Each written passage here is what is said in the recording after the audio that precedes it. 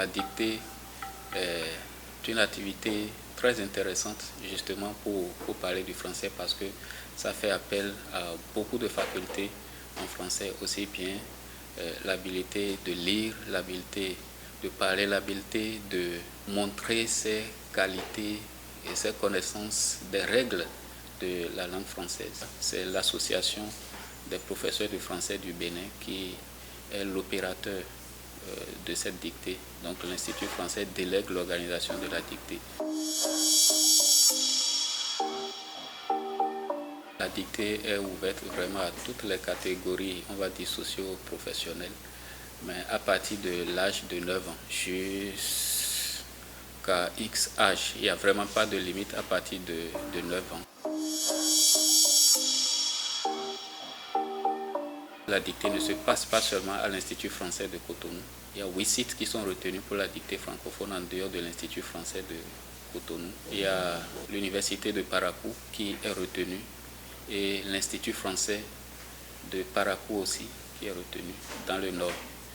Et ici dans le sud, en dehors de l'Institut français de Cotonou, il y a l'Université d'Abomey-Calavi qui va accueillir une session de la dictée aussi.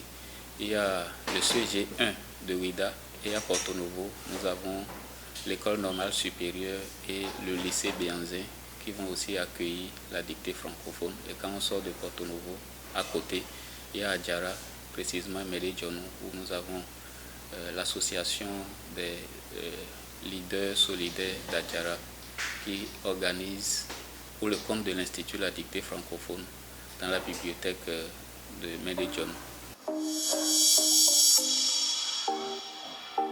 C'est un test unique, mais disons que toutes les catégories ne composent pas tous les tests. L'occasion pour moi d'ailleurs de revenir encore sur les catégories retenues pour la dictée. Les catégories ne sont pas exactement les mêmes dans tous les sites.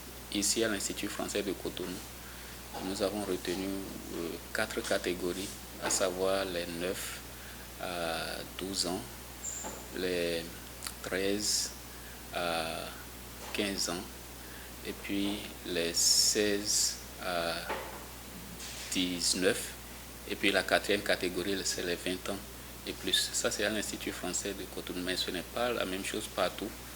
À Parakou par exemple, je sais que ça va être 3 catégories là-bas et on n'aura pas les 20 ans et plus à cause des réalités sur place. Dans les collèges qui sont retenus, notamment Ouida et Porto Novo, ça va être 2 catégories, c'est-à-dire les élèves du premier cycle du collège et ceux du second cycle du collège, donc disons les collégiens et les lycéens.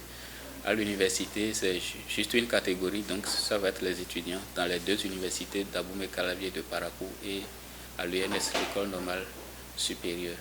Donc la dictée, c'est un test unique, mais à difficulté progressive, ce qui fait que les plus petits, disons les 9 ans jusqu'à 18-19 ans, vont composer le test jusqu'à un certain niveau. Et puis les adultes, eux font tous les tests. 9 à 12 ans, ils vont s'arrêter à un niveau donné. 13 à 15 ans, ils vont s'arrêter à un niveau donné, ainsi de suite. Pour participer à la dictée francophone, c'est très simple. Nous avons parlé des différents lieux dans lesquels la dictée se déroule. Il suffit de se déplacer pour aller dans l'un quelconque de ces lieux-là et demander à s'inscrire pour la dictée. Si vous regardez sur nos réseaux sociaux de l'Institut français, notamment Facebook, ou pour ceux qui sont abonnés à notre compte WhatsApp, vous avez le lien sur lequel vous pouvez cliquer par exemple et avoir accès au formulaire d'inscription. Sinon, vous venez ici aussi directement, vous vous appelez, vous pouvez être inscrit à cette dictée. Dans les collèges ou lycées, à Ouida, Porto Novo, je crois, pour ceux qui peuvent contacter l'association des professeurs de français aussi, vous pouvez vous inscrire par ce biais.